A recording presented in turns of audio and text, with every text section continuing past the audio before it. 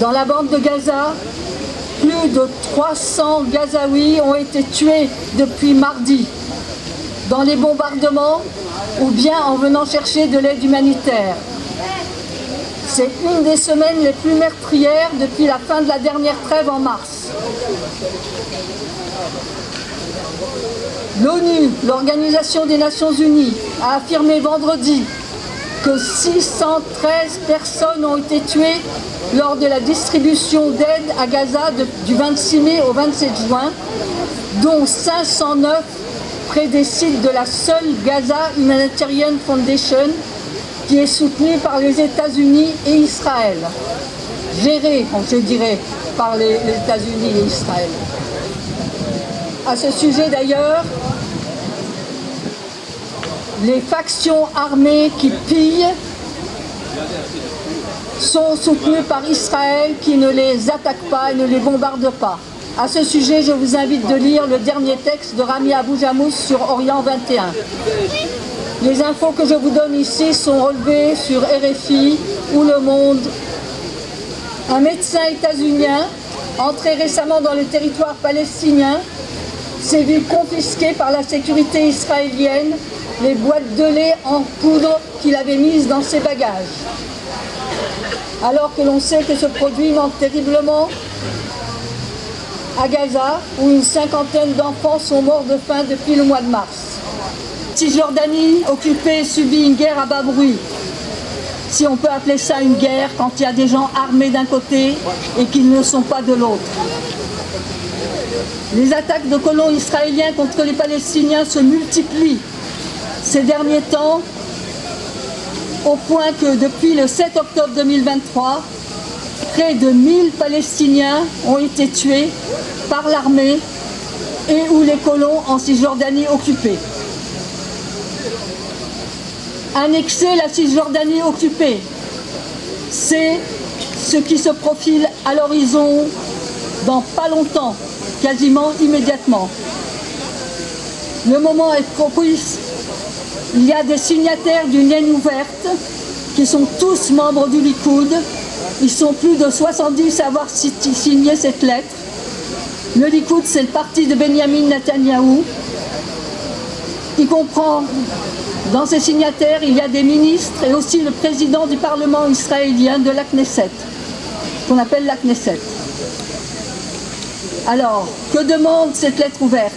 Ils appellent le gouvernement à mettre en œuvre la souveraineté israélienne en Cisjordanie occupée. En d'autres termes, annexer ce territoire d'ici à la fin de la session parlementaire d'été qui a lieu le 27 juillet.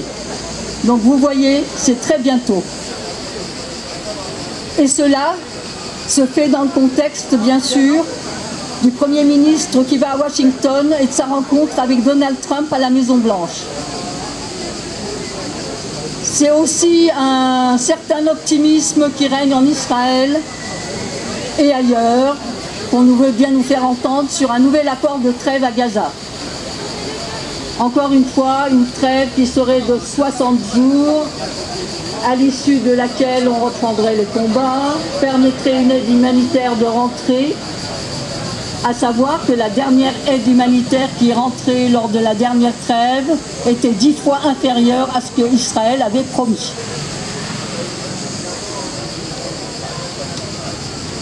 Le génocide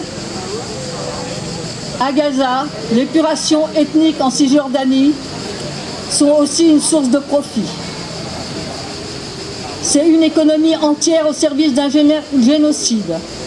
Ça aussi, c'est l'ONU qui dénonce à travers la voix du rapport de Francesca Albanese le 1er juillet. Francesca est la rapporteuse spéciale de l'ONU sur les territoires occupés. Donc je vous rappelle que les territoires occupés en 67, c'est la bande de Gaza, la Cisjordanie et Jérusalem-Est, qui a été annexée depuis. Et que les Palestiniens d'Israël sont de plus en plus discriminés de leur côté. Dans un nouveau rapport, Francesca Albanese décrit la façon dont l'économie israélienne utilise le massacre à Gaza pour faire des profits. Ces profits sont réalisés aussi par bon nombre d'entreprises étrangères accusées de complicité. C'est une manne financière pour le complexe militaro-industriel qui a pu tester et développer de nouvelles armes et de nouveaux systèmes de surveillance en partenariat bien souvent avec les géants de la tech. Mais il n'y a pas que le militaro-industriel. Depuis 20 mois, dit-elle, alors que l'armée israélienne et les colons détruisent la Palestine et détruisent les vies, la bourse de Tel Aviv, écoutez bien, la bourse de Tel Aviv a progressé de 213%. Pendant qu'un peuple s'enrichit, l'autre disparaît, accuse la rapporteuse spéciale, et il n'y a pas que le secteur de l'armement qui serait responsable. Dans son rapport, plus de 60 entreprises sont impliquées dans le soutien des colonies israéliennes en Cisjordanie et aux actions militaires à Gaza. Caterpillar, Hyundai, Volvo, point de suspension. Il faut que les gens sachent que quand ils achètent une voiture pour leur famille, ce logo est le logo des machines qui ont pulvérisé la terre de Palestine. Parce que Gaza n'a pas été détruite seulement avec des bombes, mais aussi avec des bulldozers. En tout, une cinquantaine d'entreprises sont pointées du doigt. Même le tourisme n'y échappe pas. En proposant des logements dans des colonies, Booking.com et Airbnb seraient tout aussi coupables, selon ce rapport. Francesca Albanese demande que ces compagnies soient poursuivies en justice pour violation du droit international. Elle demande aussi un embargo complet sur les armes à destination d'Israël. Les descentes quotidiennes de colons armés expulsant les villageois palestiniens qui sont depuis longtemps encouragés par l'État d'Israël et couverts par son armée. Du 23 au 25 juin, une centaine de colons ont fait des raids dans le village de Kafr Malek, au nord-est de Ramallah, assassinant 4 jeunes. Il a fallu attendre le 27 pour qu'une unité militaire fasse obstacle à un nouveau raid. Habitués à une impunité absolue, les colons ont alors attaqué les soldats et détruit un poste militaire exigeant la tête d'un officier. De tels incidents indiquent à quel point une guerre civile entre Israéliens est inscrite dans les développements à venir. Pascal Boniface, président du très institutionnel Institut des relations internationales et stratégiques, dénonçant à juste titre l'impunité des dirigeants israéliens qui continuent à agir comme bon leur semble, affirme: c'est la responsabilité morale des Occidentaux devant l'histoire qui est désormais en cause. Et ceux qui, tout en affirmant un positionnement à gauche, ont apporté leur pierre à cette impunité, ont une responsabilité particulière. Il a raison. La responsabilité des dirigeants de gauche qui refusent de combattre pour la rupture de toutes les relations avec l'État génocidaire est engagée. Avant de commencer à vous lire cette petite poésie, je voulais vous rappeler que samedi prochain, le 12, une manifestation aura lieu à partir de cet endroit, à partir de la place du Champ de Mars, comme on l'appelle, et maintenant l'Agora. Et il y a des tracts et des affiches à récupérer pour ceux qui veulent diffuser l'information. Voilà. Maintenant, un peu de poésie.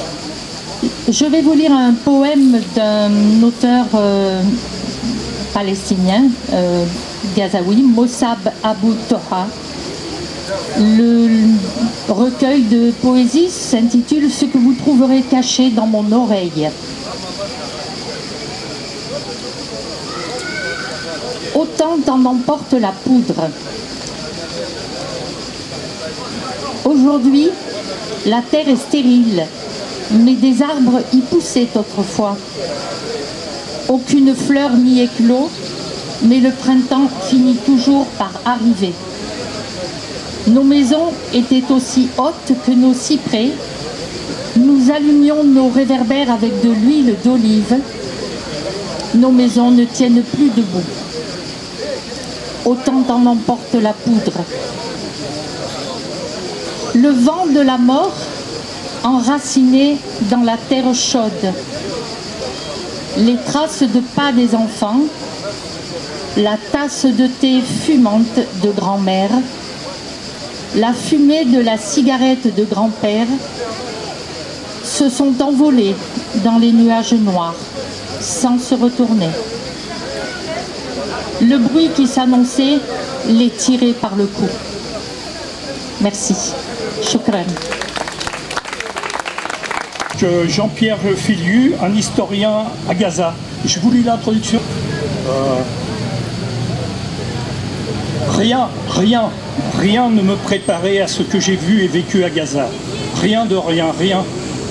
Ni mes séjours réguliers depuis 1980 dans l'enclave palestinienne, ni mes études, ni mes recherches. Rien.